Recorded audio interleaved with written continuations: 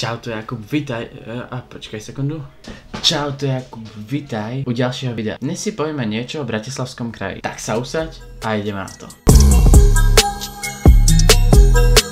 Takže, Bratislavský samosprávny kraj je jeden z 8 samosprávnych krajov Slovenska. Je najzápadnejším a rozlohou najmenším krajom Slovenska. Jeho najväčším mestom je hlavné mesto Slovenskej republiky Bratislava. Predsedovia Bratislavského samosprávneho kraja, teda župani, o ktorých ste už možno niekedy počuli, boli Ľubor Roman, Vladimír Bajan, Pavol Frešo a súčasne je teraz županom Juraj Droba. Zastupiteľstvo Bratislavského samosprávneho kraja sa skladá zo 44 poslancov volených v priamych voľbách. Bratislavský kraj je s rozlohou 2052,6 km2 najmenším krajom Slovenskej republiky. Leží v juhozápadnej časti Slovenska, kde vytvára spoločnú hranicu s Rakúskou a Maďarskou republikou. Na severe, východe a juhovýchode hraničí s Trnavským krajom. V okrese Malacky v obci Záhorská Ves leží na západnej hranici s Rakúskom najzápadnejší bod Slovenskej republiky. Najvyšším miestom kraja je vrch Vysoká s nadmorskou výškou 759 metrov nad morom. Najnižším vodná plocha Štrkaviska v obci Hrubá Borša vo výške 118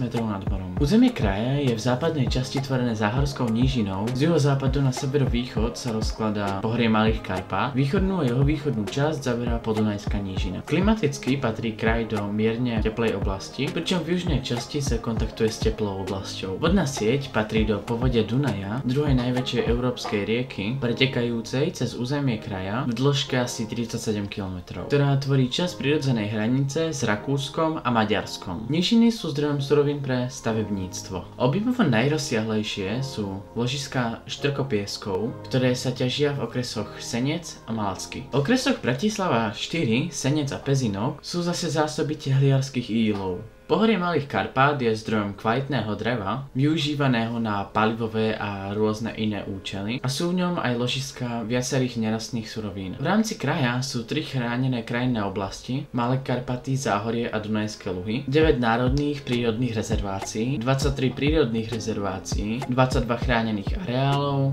7 prírodných pamiatok, 1 národná prírodná pamiatka, 1 chránený krajinný prvok a 5 chránených vtáčich území. Podľa územnosprávneho usporiadania sa Bratislavský kraj člení na 8 okresov. Bratislava 1 až 5, Malacky, Pezinok a Senec. Okresy Bratislava 1 až 5 tvoria územie hlavného mesta Slovenska, teda Bratislavy. Rozlohou 9,6 km2 je najmenším okresom nielen v rámci kraja, ale i celej Slovenskej republiky. Okres Bratislava 1, ktorý zaberá len 0,5% z celkovej rozlohy kraja. Najväčším okresom v kraji je okres Malacky, na ktorý pripadá 46,3%. Územnú a sídelnú štruktúru Bratislavského kraja tvorí 73 obcí, ktorých 1 má štatút hlavného mesta Slovenska, teda Bratislava, a 6 má štatút mesta. To sú Malacky, Stupava, Svätý Jur, Pezinok, Modra a Senec. No dajme si teraz niečo o hospodárstve. Vhodné klimatické podmienky umožňujú pestovanie pšenice, kukurice, zemiakov a cukrovej repy. V živočíšnej výrobe sa relatívne darí chovu hydiny, ktorý je prevažne sústredený v okrese Pezinok. Medzi najdôležitejšie odvetvia priemyslu patrí chemický a automobilový priemysel, strojárstvo, elektrotechnický a potravinársky priemysel. Bratislava, hlavné mesto Slovenska, je správnym,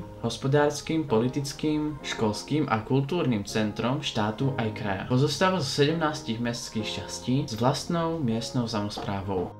No tak už sme asi na konci, vidíme sa u ďalšieho videa. Čau.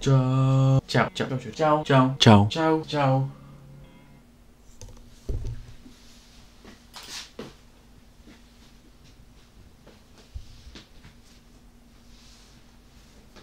Čau.